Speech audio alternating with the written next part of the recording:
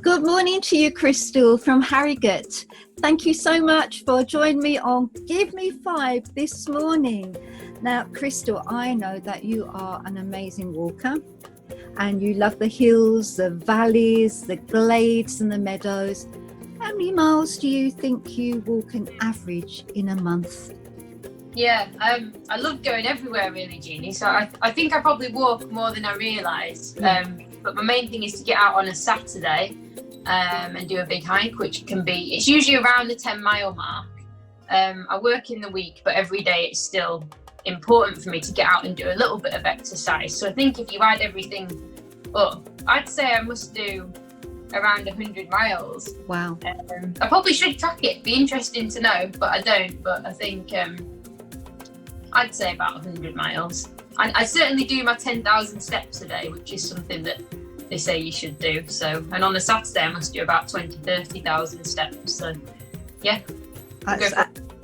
That's brilliant. Absolutely brilliant. That's a lot of miles, isn't it? So, do you feel closer to God when you're, amongst the trees and the creation on your walks, would you say?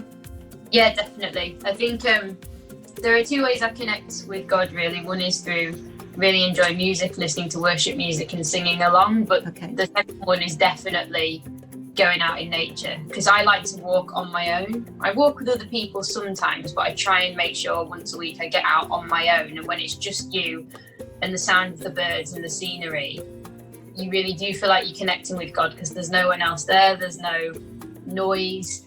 And you just have time to completely focus on his creation in a way that you don't normally when you're doing other things. Yeah. So I definitely would say yes to that.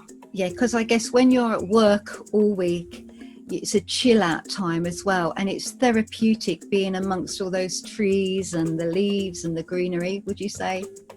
Oh yeah, definitely. It's as well as connecting with God, it's my downtime. I try and keep Saturday daytime free where I can. You are always doing things with other people, but I just need that space to connect with God, to clear my head. And then I feel like when I am back with people, I'm able to give them more of my energy and a better version of me, because I've had that space. Yeah. And that's a good thing. So do you know then the names of trees? Now I know names like oak tree, beech tree, sycamore tree. Do you know the names of trees? You're already doing better than me. I know standard trees, I guess, like that. I think everyone tends to think I'm a bit of a nature expert as well, and that's something that I'm not.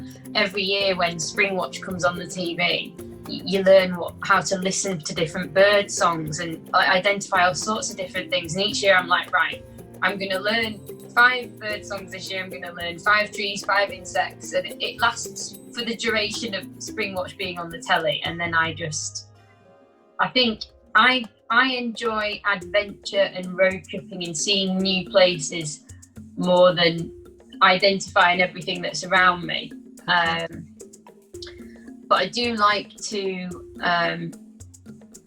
it's very amateur on my iPhone, but I'm getting into photography and videography. So on my social media, I'll post photos of where I've been and do a little video.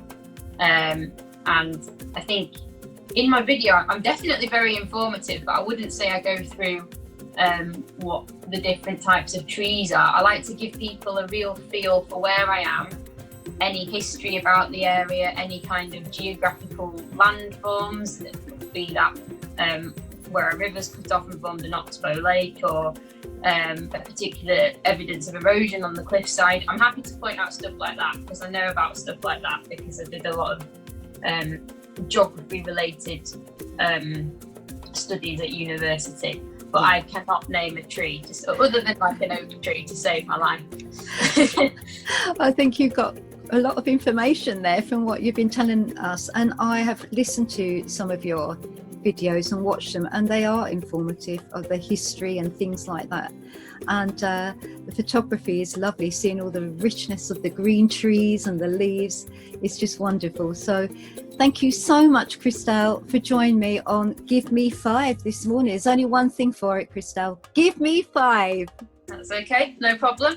You've been a real pleasure and joy to interview, and thank you for this morning. God bless. Thank you, Jeannie. See you soon. Bye.